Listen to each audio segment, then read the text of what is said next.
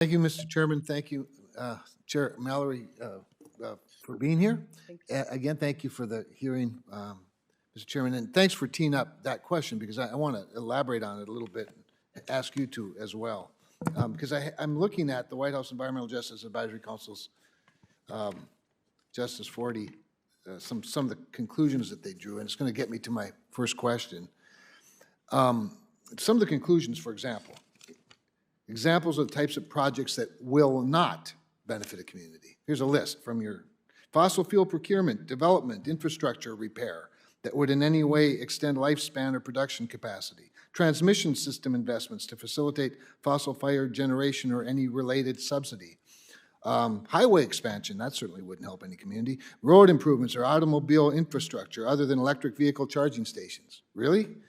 Industrial scale bioenergy, God forbid that would happen in a community. That certainly wouldn't be good. So, critical to me in these discussions. So around social justice and what's not good for the community.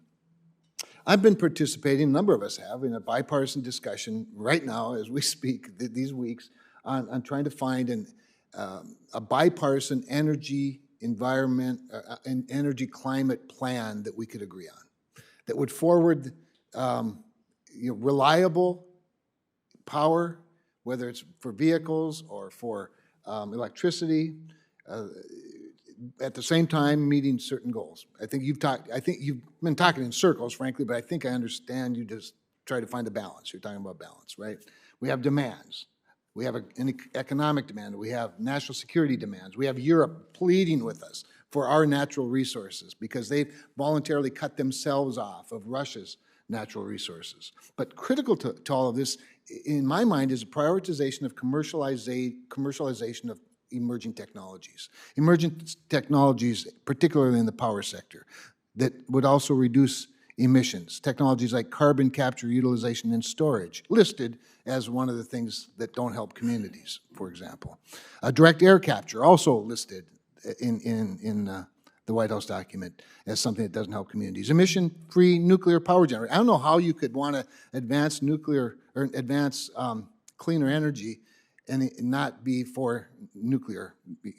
Anyway, so I want to remind you that President Biden's emission goals say that carbon capture, utilization, and storage, and nuclear are critical components to reaching the targets. And then you have this Environmental Justice Advisory report stating they believe CCUS will not benefit communities. And CEQ says environmental justice considerations must be incorporated into all permitting decisions. Some who see these really are left with some pretty obvious questions. Does the administration actually support CCUS and nuclear? Do they actually support all communities, or are there only certain communities? And if so, why are they simultaneously making it harder for these types of projects to get permitted? Help me find the balance here. Yeah, I mean, so first of all, thank you for the question, Senator. I appreciate what you're struggling with. I mean, one of the things that the president is trying to do through the environmental justice work, and I think was critical in his interaction with the communities during the campaign and that was reflected in early executive orders, is he wants the authentic voices of communities to be heard, to be elevated, to be part of the conversation. And what you read, the recommendations that we heard from the Environmental Justice Advisory Council, that is their reflection of their authentic voices.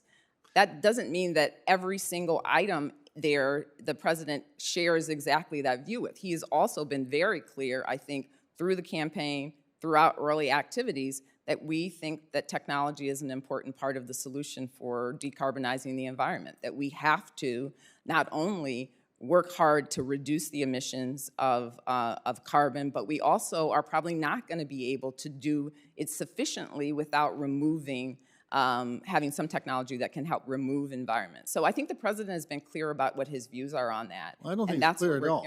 I think it's very confusing, quite honestly. I don't think there's anything clear about it.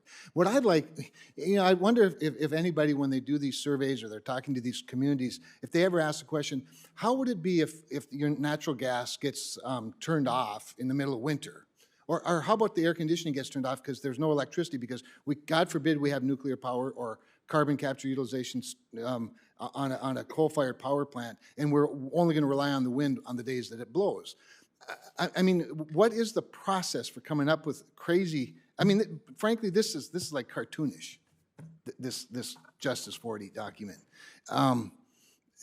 So I don't think the president's clear at all. I think the president sends confusing messages. I think investors see them as confusing, if not hostile, quite honestly.